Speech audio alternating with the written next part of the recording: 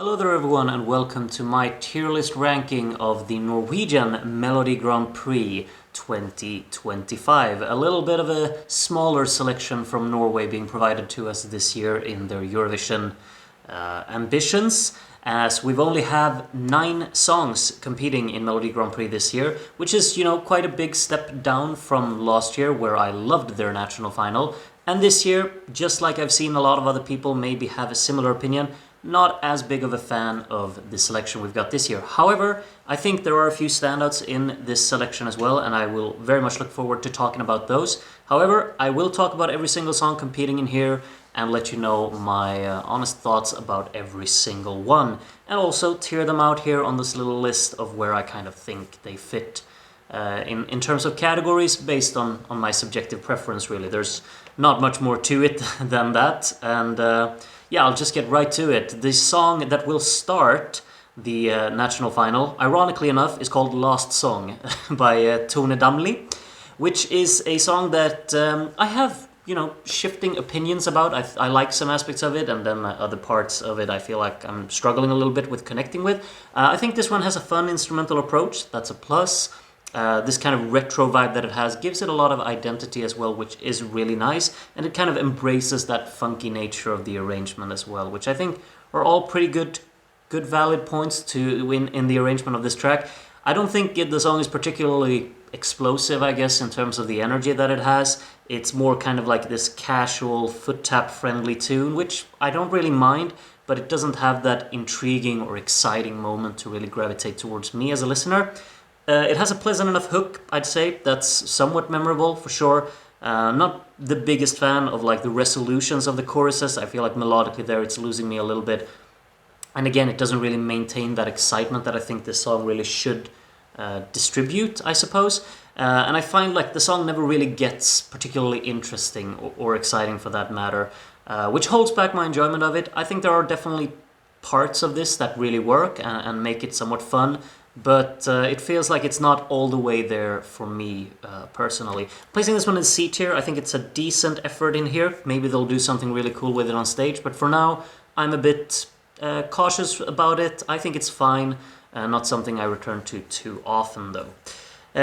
Similar things, I guess, can really be said about Vagabond by Sondrey, which is the second song here. And I'm quite a fan of a lot of things about this one as well. I think the approach that this one has in the arrangement is very, very effective. It feels very much in with the time. It sounds a lot like some of the Weekend tracks, I suppose. And that's really what they're going for, the synthy, quite atmospheric touch in the instrumental, and that's really quite nice. And the vocals sound really smooth in this track as well, so there are a lot of things just building on top of each other to create a rather nice and pleasant listen. I'd say that the mixing of this track is distractingly focused on bass. They are very, very bass heavy, and if you listen to this with a speaker that's kind of emphasizing the bass frequencies a bit much, then this will be a very, very off-putting listen. That's what happened with me. I have several speakers, and when I put this one on my I don't know what brand it is, but I have a particular speaker that's usually emphasizing the bass frequencies of songs. This one was really unlistenable, which is an issue for sure. Won't really come across live, so that's no problem. So maybe I should just disregard that. I mean, the song still has this kind of laid back mood, but that also goes to kind of the point where I don't find it to be particularly exciting either, I suppose. Somewhat repetitive and predictable in the structure as well, which I think holds the song back. As I said, vocally, it's smooth. It has an atmospheric quality through it to it as well, but I don't find this song to be particularly noteworthy either. And the main the main thing that I really took with me was, of course, the distracting listen I got in the particular speaker, so maybe that's saying something as well. It's fine. It's probably another C for me. I think it fits quite nicely in there. Could definitely do something cool with this one on the stage. I think this one has potential to really do something special there. But for now, as a listen, as a studio cut, I'm not overly excited about it, but it's fine. I don't mind it. I would say that I kind of mind Sulale here by Nora Jabri. This isn't really my kind of music, but it could have been if they actually went in the direction that I think this one could have actually been made intriguing or energetic or expressive. This one feels very half-hearted in its attempt to be, this catchy, upbeat kind of friendly, like a sing-along friendly pop anthem. I don't think it becomes that. I mean, I understand what they hope to achieve with this song. It's supposed to be fun, it's supposed to be sing-along friendly, and it's supposed to be quite anthemic in that way. But I think it's just lacking so much ambition here. It feels like a very lackluster execution to my ears. The beat feels very tired. The mood feels more relaxed than energetic or engaging to me. And without much substance in the track, that just ends up feeling quite underwhelming. I gotta say, it doesn't engage me whatsoever. It feels like 3 minutes of trying to get me hooked, while I completely zone out more and more by every second that passes. It's not a particularly intriguing listen for me. I think that energetically it's not doing enough, and once it actually kicks into the next gear, the song has progressed for too long, really, so it doesn't really feel like it's utilizing that hook moment to its full potential. I'm placing this one in the E tier. I'm very underwhelmed by this. For being one of these, upbeat, catchy pop tunes, I'm heavily disappointed, I have to say, because I'm not getting that energy from the track at all. Next up is Human Fire by Wig Wam, of course returning to a Eurovision context after 20 years, quite a nice little anniversary, and I would have hoped that I would have liked their song more than I do, because this, I shouldn't be, just completely dismissive against everything that sounds old, but the thing is that music develops with time, and I feel like this one has not developed at all. It's definitely a style that was more popular back in the day, of course, and I don't mind that, but you need something new about the track to really spark some kind of excitement about it, or something that makes it stand out. Right now, it's just feels like this kind of rock music that doesn't really have the desired status anymore, and it's all like, I'm just leaning towards this feeling of, haven't we progressed further than this, and can't we do something more with songs like this? I don't mind something sounding like old-fashioned rock, because I could click with those songs as well, but you need to bump up the energy, or you need to bump up the intensity, add some kind of grit to it. This just sounds dusty and predictable, really, is probably the main thing as well. Melodically, I don't find this to be particularly intriguing, and there really isn't anything unpredictable happening in the song either, which I really would have liked for it to have. I mean, rock music is supposed to be expressive, it's supposed to be out there and just very intense in a way. There's not a lot wrong with the proper recording of the song and whatnot. They're solid musicians, the recording sounds tight, there are some neat guitar solos in there, everything just kind of works in that regard. But the songwriting, the actual composition and arrangement of the track is just not particularly interesting to me, which I find to be quite the shame. I'm sure they could absolutely change my mind with a killer performance, but a studio cut, I'm not returning to this probably ever, unfortunately, even though I've grown up with rock music like this and I'm still very much enjoying it. This one just doesn't provide anything new and unexpected for me, and that makes me kind of dismiss it, to be completely honest. Placing this one in the D tier. Fine performances in the recording and whatnot, but not a particularly intriguing song for me anyway. Next up is LLL, or Triple L, I don't know how you want this to be pronounced, but the song is called Parasite, and the electro choruses of this song, they do sound quite cool, I gotta say. Like, this is nostalgic for me for sure, because I used to really enjoy this way of sound design. However, that was probably around back in 2015 that I really enjoyed it. Now it does sound like we've definitely developed away from this sound design, and we can do so much more with it. We can be more dynamic, more crisp, really introduce more kind of dynamic combinations of sound to really create a more lively soundscape, because this feels quite by the books, quite standardized and quite bare bones. It feels like this song has been lying in a catalog somewhere for the past 10 years, and now someone dug it up without touching it really. I could definitely warm up towards something that sounds like it came from my teenage years or whatnot, that I really enjoyed back then. But I feel like you definitely could do more with a song like this. It has its moments. I guess the song has some polish to it. The verses sound quite soft, and while melodically pleasant, I would probably say that the vocal processing in here is quite off-putting. I mean, the song isn't poorly done, but it's just not very fresh or rewarding for me as a listener, and it's ultimately not particularly outstanding. I think I'm leaning towards, I'll go for a D on this one as well. I am charmed by it somewhat, but just ultimately quite disappointing, really, if I'm completely honest. It's a rough list so far. I know. We'll get there. We'll get there. Next up is Lighter by Kyle Alessandro, and this one I am very kind of frustrated with because I'm so disappointed in the hook of this song. Like the instrumentation of that is very just reliant on repeated uhs, or like like using that as your instrumental hook. It's this kind of sound. It almost sounds like a sigh, and when your hook is the equivalent of someone sighing, that doesn't really create a lot of excitement or energy into your song. It makes it feel tired and lazy, and I hate that aspect of this because vocally, I'd say that this song has plenty of peaks, like decent moments where the melody really shines. Melodically, the song really flows quite well. And the energy of this consistent percussive beat throughout the verses and somewhat in the chorus as well, it is effective. It definitely has something engaging about it that could really drag along a listener. But the hook is just killing it. It kills the entire vibe.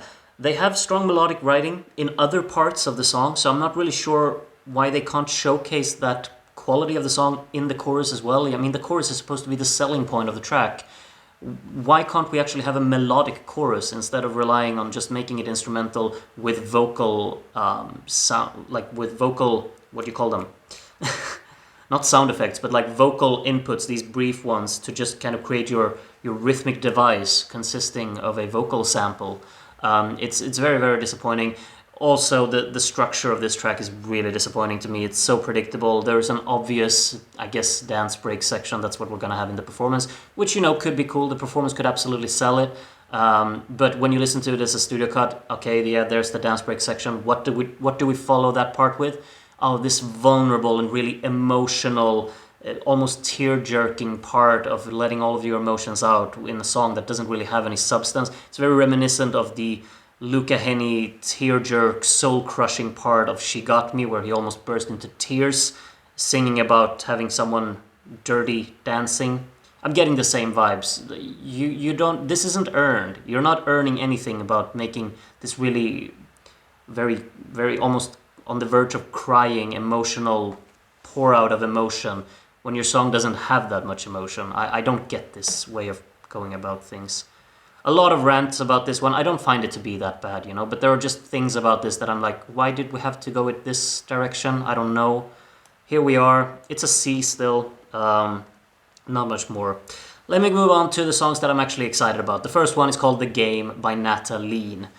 Not a lot to really say about it other than that this is probably the one that spoke to me the most the first time I heard it. It had a pulse, it had great punchiness in the beat, really. The production is immense, it sounds punchy, it sounds distinctive, it sounds purposeful. The chorus is just brilliantly punchy, rhythmically addictive beat for sure. Fond of the vocal melody for sure as well.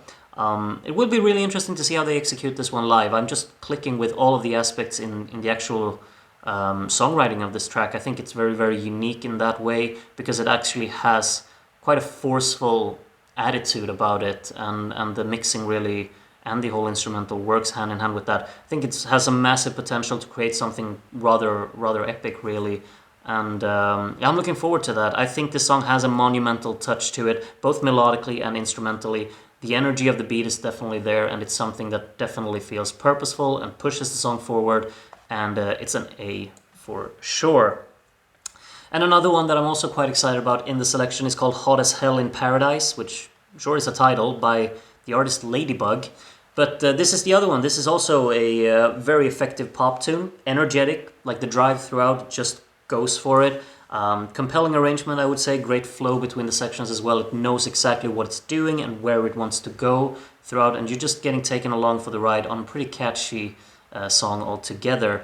I'd say that the choruses, they stick in here for sure. The engaging instrumental supporting it is very nice. The verses also kind of forcefully going along with some strong percussion in here, significant detailing throughout the track, and very well produced as well. Everything's just kind of clicking with me for this one. It's an accessible pop tune for sure. Doesn't do anything outstanding in that regard, but its wide appeal and accessible nature paired up with convincing production, Great ambition, great drive, feels very purposeful. Everything just comes together very nicely. It feels just right, and this one could also be very, very great. I'm placing this one in the A tier as well. And those are my two favorites from the selection, because we got Bobbysocks, the final song, Joyful. And you know, I don't think many people really expected me to group Bobbysocks up in the A tier with the other two, placing them in the S tier, of course. No, I'm not. I'm just messing around. It's very, very nice and sweet that 40 years after their Eurovision success, they're going for it again. But yeah, that's kind of the only real positive about it. I do like some Schlager. I'm very, very fond of the genre. I find it very charming. I find it very catchy and fun to listen to. And it can definitely put me in a good mood. This one doesn't really. I mean, this song is very kind of surface level, cheesy happiness to me. Hum-friendly chorus, yeah, sure. It has that. You know, it's something you can just nod along to and feel a bit careless. And it's not doing anything harmful in here. But at the same time, it's just so excruciatingly old-fashioned, without any polished charm. You need to really pique my interest with a Schlager, with the song itself, for me to actually connect with it. This one's just there. It feels very surface level. I'm not feeling a lot of substance within it. I don't really... It very much feels like they wanted to represent... Like they wanted to do Eurovision again, and they had a feeling like, okay, let's do it. But they didn't really have a song in mind. And this one feels very much like it was just thrown together last minute without really... I'm not really sure what the purpose of this one is. It's all about kind of this forced happiness that doesn't really feel earned. I'm placing it in the D still because, you know, good vibes, I suppose. That's the end of the Norwegian Melodi Grand Prix tier list from me. Sorry for being a bit negative today. I do think that the two songs I put in the A category, those are big standouts in this selection. I would be very disappointed if one of them did not win. However, of course, everything comes down to the performance. Maybe something else will, you know, overtake them in terms of my impression when I watch the performances. But for now, those are the two songs that I did save to my playlist of all of these national finals, and yeah, I'm rooting for one of those. Let me know which song you're rooting for. I would be interested to know that, of course. And next video up should probably be San Remo, I think, so be on the lookout for that if you're interested. Regardless, thank you so much for watching this video today. Hope you take care of yourselves until I hopefully see you again very, very soon. Bye for now.